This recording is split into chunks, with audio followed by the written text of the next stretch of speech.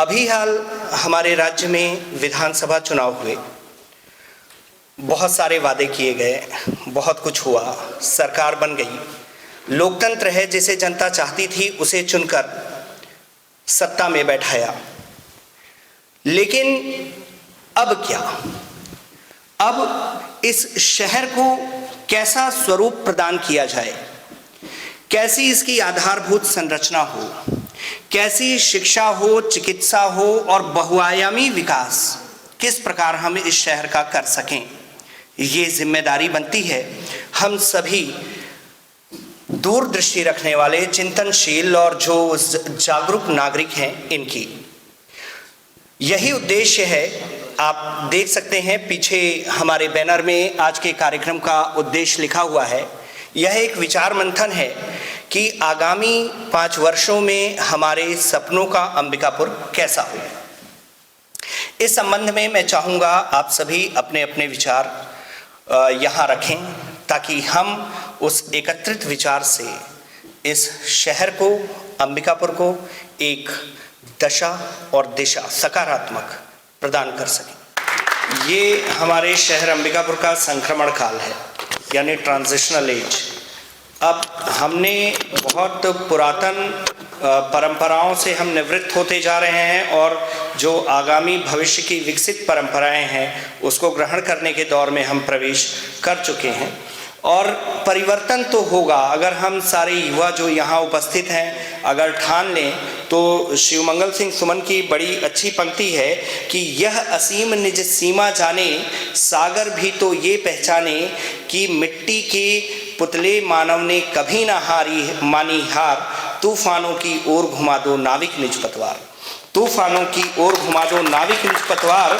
सागर की अपनी क्षमता है, सागर की अपनी क्षमता है, पर माझी भी कब थकता है, जब तक सांसों में स्पंदन उसका हाथ नहीं रुकता है, और अपने ही बल पर कर डाले सातों सागर पार, तूफानों की ओर घुमा दो नाविक निज पतवार। तो अगर हम ठान लेंगे तो ये परिवर्तन कोई बहुत बड़ी बात नहीं है, ये परिवर्तन कोई बहुत बड़ी बात नहीं है। और इसी क्रांतिकारी विचारधारा और बिल्कुल ऊर्जास्वित व्यक्तित्व के धनी हमारे बीच हैं अभिषेक प्रताप सिंह जी। काफ़ी ऊर्जावान व्यक्ति हैं और मैं चाहूँगा कि शहर के स्वर्णिम भविष्य को लेकर वो अपनी राय यहाँ रखें, क्योंकि आगे इन पे बहुत ठीकरे फूटने वाले हैं। अगर काम नहीं होता है तो इन्हीं को पकड़िएगा, बहुत वोट मांगे हैं। ठीक है, चलिए। बहुत बहुत धन्यवाद अनुकूल भैया।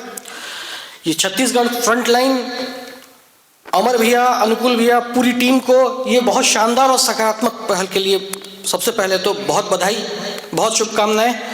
अभी आपने युवाओं की बात की, परिवर्तन की बात की। निश्चित रूप से पूरे छत्तीसगढ़ ने, अंबिकापुर ने भी इस परिवर्तन को हवा दी। इस बार की सरकार बदल करके बड़ी अपेक्षाएं हैं, सकारात्मक अपेक्षाएं थी, इसलिए ये सरकार बदली भी है। और चूंकि हम लोग अंबिकापुर के लोग हैं और हम लोग भी चाहते हैं कि हमारा शहर कैसा हो, हमारा आसपास कैसा हो। जिस प्रकार नरेंद्र मोदी जी हमेशा अपने संबोधन में मेरे परिवारजनों उपयोग करते हैं पूरे देश के लिए, तो हम भी उपयोग कर सकते हैं मेरा अंबिकापुर कैसा हो, हमारा घर कैसा हो, कितना स्वच्छ हो। इस भाव के साथ आप लोगों के इस कार्यक्रम को मैं देखता हूं और बहुत सारे विषय, यहाँ बहुत सारे वक्ताओं ने बहुत अच्छे अच्छे विषय रखे। सबसे पहले तो मेरे पास भी कुछ विषय हैं, जैसे नगर निगम। जब नगर निगम अंबिकापुर की बात कर रहे हैं तो नगर निगम की बात करेंगे। तो पिछली बार एक बड़ी दुर्घटना होते होते रह गई थी, उसको मैं दुर्घटना ही मानूंगा। पिछले बार पर्यावरण की कमियां, जो भी कारण रहा होगा, हमारे यहाँ जल स्तर इतना नीचे चला गया था कि 3 टाइम जो पानी आना था केवल 1 टाइम पानी मिल रहा था। आने वाले समय में वो 1 टाइम भी बड़ा मुश्किल था आ पाना। ऐसा दुर्दिन अंबिकापुर को कभी ना देखना पड़े, ये सबसे पहला प्रयास हमारे लिए हो। ये मूलभूत समस्याएं हैं, ये मूलभूत के लिए हम लोग को ना तरसना पड़े। इससे पहले हम लोगों ने रोड की भी बात की। हमको अपेक्षाएं थी, हम सरकार बनाते हैं, बदलते हैं, युवाओं की बहुत बड़ी भूमिका है। यहाँ झांसी की रानी लक्ष्मीबाई को आदर्श मानने वाली कुछ कन्याएं बैठी हैं। आप लोगों की फिर से परिवर्तन करने में बहुत भूमिका है। आप लोगों के दम पे ये सरकार आई है। आप लोगों के लिए भी व्यवस्थाएं होनी चाहिए। आप लोगों के इस नगर निगम क्षेत्र में भी, इस अंबिकापुर में भी पढ़ने के लिए पीएससी जैसे शिक्षा के लिए भी नगर निगम की तरफ से कुछ ऐसा शहर में एक भवन होना चाहिए।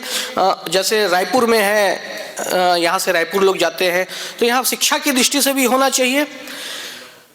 नालंदा भवन में भी युवा मोर्चा के राष्ट्रीय अध्यक्ष तेजस्वी सूर्या जी, ओपी चौधरी जी जो हमारे आईएएस हैं, हमारे यहाँ से अभी विधायक हैं, और भगवान चाहेगा तो उच्च शिक्षा शायद देख भी सकें, ऐसी हम कामना करते हैं कि हम यूथ हैं, हम उनको रोल मॉडल मानते हैं। तो ऐसी अपेक्षा नालंदा परिसर जैसी हमको सरगुजा में मिले। दूसरा बहुत बड़ा विषय है ये पार्किंग की जो समस्या है, हमारे मतलब संभाग केंद्र है, तो शहर में जब आसपास के ग्रामीण महिलाएं, पुरुष, लड़कियां, बच्चे सब आते हैं, हमारे पार्किंग नहीं है। पुलिस वाले पकड़ के ले जाएंगे, अभी टो करेंगे और ले जाएंगे, फाइन हो जाएगा। मार्केटिंग कैसे करेंगे?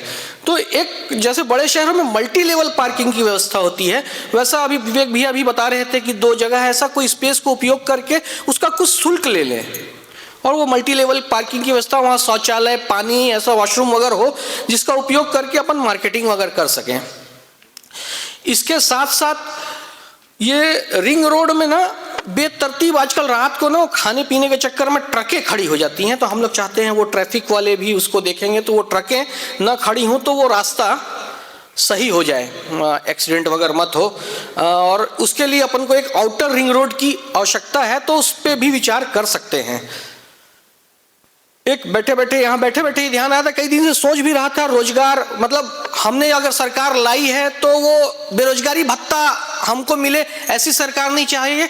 हम रोजगार दे सके, ऐसे रोजगार उन्मूलक कुछ काम अपन कर सके, ऐसा कुछ व्यवस्था हो, ऐसी मैं कल्पना करता हूं। तो पर्यटन की दृष्टि से जब हम सरगुजा आते हैं तो लोग मैन पड़ जाते हैं, अंबिकापुर में रहेंगे तो कहाँ जाएंगे?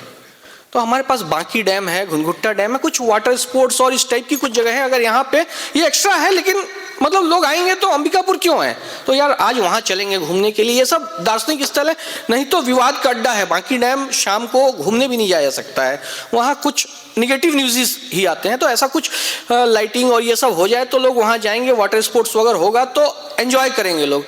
ऐसी बहुत सारी विषय आ चुके हैं, ये कुछ विषय मेरे ध्यान पे थे, मैंने आप लोगों के संज्ञान में ले आया।